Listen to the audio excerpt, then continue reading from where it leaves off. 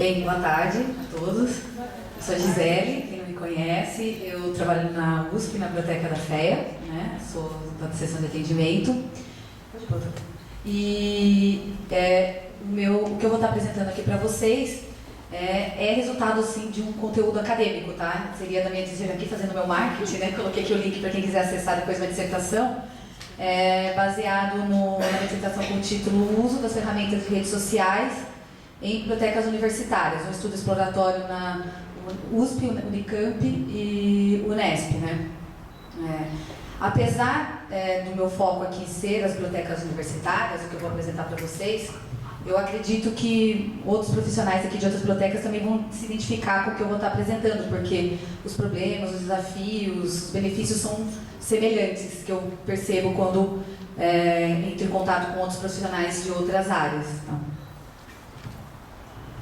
Só para contextualizar, então, para vocês entenderem o problema, né, que eu tentei identificar na minha pesquisa, tá cortando ali embaixo, mas não tem problema, não tem problema. Eu queria ter algum dado concreto, sair daquele oba-oba, né, do uso das ferramentas de redes sociais e tentar identificar realmente se essas ferramentas utilizam a comunicação e melhoram a qualidade, né, dos serviços e produtos oferecidos nas bibliotecas universitárias. Junto a isso, eu também queria identificar quais são ainda os desafios, né, e os principais benefícios do uso dessas ferramentas nesse contexto. Em consonância, então, né, só para vocês terem uma noção do que eu estava querendo chegar, né, meu objetivo, foi então avaliar essa contribuição, né, das ferramentas de redes sociais na melhoria, né, da comunicação e da qualidade dos serviços e produtos das bibliotecas universitárias. Bem, eu coloquei essa chart aqui só para mostrar, contextualizar que hoje é praticamente impossível ficar indiferente ao uso das ferramentas de redes sociais. Tá? Eu sei que o nosso colega ali falou que é contra os computadores e tal, mas a gente tem que pensar também que se você não tiver com literacia digital, você está excluído. E a biblioteca pode ser um lugar que para isso acontecer, tá? Então, eu acho que é importante. Hoje, estatísticas diversas, né, do Comitê Gestor da Internet, da Comscore, indicam que praticamente todos estamos usando as redes sociais, né?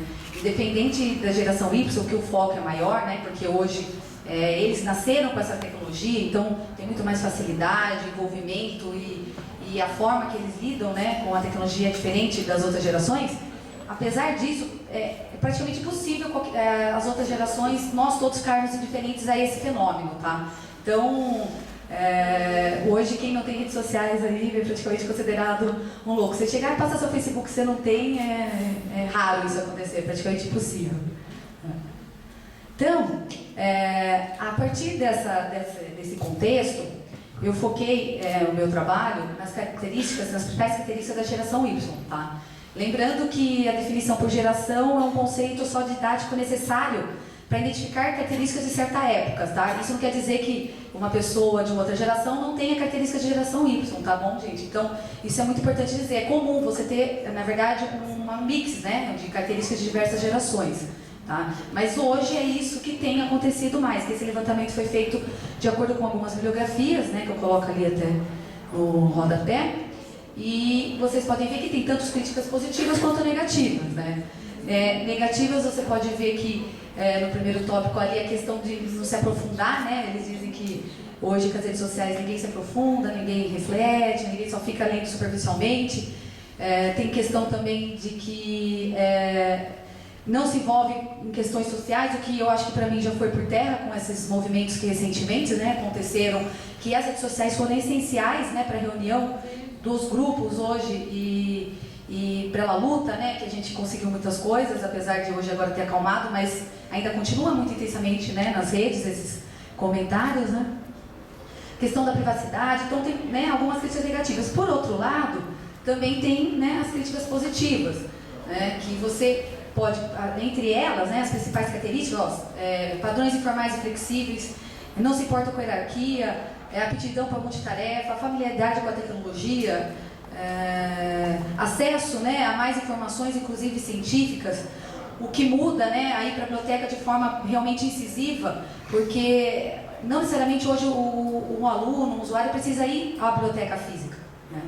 Hoje ele tem muito acesso a muitos conteúdos científicos da sua própria casa pela internet. E não adianta dizer que é só sites oficiais, a gente sabe que tem o extras oficiais, né, que as pessoas acessam. Então, isso é uma realidade. Então, como atender esse aluno também que hoje, de repente, deixou de ir na biblioteca, mas você pode trazê-lo de volta ou atendê-lo remotamente, não tem problema. O importante é que você consiga atingir esse novo público, né? Colaborativos também, outra característica, e estão sempre conectados às redes sociais, então realmente vai de encontro às características das redes sociais, né? Ela é informal, ela é flexível, ela é colaborativa, né? Até inclusive ali embaixo vocês podem ver, né, que para certos autores estarem conectados às redes sociais é positivo, para outros desperdiçam tempo nas redes sociais, né? Só que isso aí não é exclusividade da internet ou das redes sociais. Eu acho que quem quiser procurar fofoca, procura até na Rede TV, qualquer canal, né, gente? Então, isso é uma coisa que depende realmente de cada um, né? Porque eu já encontrei muito conteúdo que me ajudou, inclusive na minha pesquisa no Facebook. Então, eu acho que isso não é por causa da rede social. Isso existe e sempre existiu na humanidade, né? A questão do que faz com o seu tempo, né? Que conteúdos quer pesquisar. Então, assim, independente das características negativas positivas, eu quero salientar a mudança de comportamento. Tá? É isso que é importante dizer. Que se as bibliotecas não acompanharem essa mudança de comportamento que vem surgindo com essa geração Y, a gente vai ficar obsoleta. Vamos se tornar simplesmente depósito de materiais, né? Para preservação e conservação. Então, as características são boas, são ruins? São, mas a gente tem que tentar pegar o que dá para ser como características principais utilizados para atender esses usuários. Aqui eu achei interessante mostrar uma tabela que foi do ano passado, de ranking das principais universidades do mundo, né? Está meio pequeno ali, mas só para dizer que essa questão de usar as redes sociais não é só modismo, né? Você pega bons exemplos, né, de bibliotecas que estão nessas universidades, eu entrei em cada uma delas, até ali a 10ª, depois algumas no meio, e todas usam redes sociais nas bibliotecas dessas principais universidades. Então, não é modismo, como muita gente fala, vai usar isso só porque depois pode ficar olhando as coisas dos amigos, não sei o que, na biblioteca. Não. Né? As principais bibliotecas do mundo estão usando as ferramentas de redes sociais. E aí eu coloco a questão, onde estamos, né? Qual que é a nossa realidade hoje do Brasil, né? Que aí eu faço esse levantamento com esse universo das bibliotecas da USP, Unesp e Unicamp. Aqui vocês podem ver que quase 50%, são 49,5% em 2012, tá? Foi feito o levantamento, então isso já pode ter mudado, né? Mas utilizam as ferramentas de redes sociais atualmente. Então, percebe-se uma coisa, existe uma realidade. Os usuários, né, a geração Y ou outras gerações, estão usando as ferramentas. E, parcialmente, as bibliotecas também estão usando. Então, assim, vivenciamos uma realidade e precisamos refletir sobre isso. Não adianta ficar indiferente, né? A coisa está acontecendo. Então, por isso que é importante pesquisas e conteúdos nesse tema. E quais são as ferramentas mais utilizadas? Aqui eu coloco a tabela, né, que foi identificada na minha pesquisa. Como nas estatísticas também, né, de outros setores, as mais utilizadas é Facebook e Twitter. Tá? Então, 30 no total, e em seguida vem o blog, que para as bibliotecas tem uma função que é muito importante de conteúdos, tutoriais, disponibilização de conteúdos que tem mais aprofundamento, né? Então, aqui, as outras são realmente bem pouco utilizadas, então se concentra nas mais populares, né, o uso dessas ferramentas. Então, aqui, como aqui é um contexto, né, de uma característica diferente o evento, eu não vou meio que pôr um pouco da teoria, algumas coisas agora nos resultados, tá? Apresentar para vocês. Então, assim, o que é interessante ver é que as razões que levaram as bibliotecas universitárias a usarem as ferramentas tem a ver com a percepção dessa mudança de característica dos usuários, né, dessa nova geração. Então, eles querem sim, eles percebem que eles precisam se aproximar da nova geração, que precisam de um contato mais informal, precisam desse novo meio de comunicação, né, e para divulgar também esses novos serviços e produtos. Nas entrevistas que eu realizei, foi claramente assim, possível, né, foi perceber, foi claro, eles diziam que diminuiu o número de usuários nas bibliotecas, então estava incomodando. Então, usar essas ferramentas era uma maneira de tentar atrair ou atendê-los de alguma forma, como eu falei, presencial ou não. Então, a partir dessa identificando, né, por que começar a usar, eu fiz 2 tabelas de desafios e benefícios da utilização dessas ferramentas que eu pude levantar nas entrevistas e no questionário. Pode ir para os benefícios?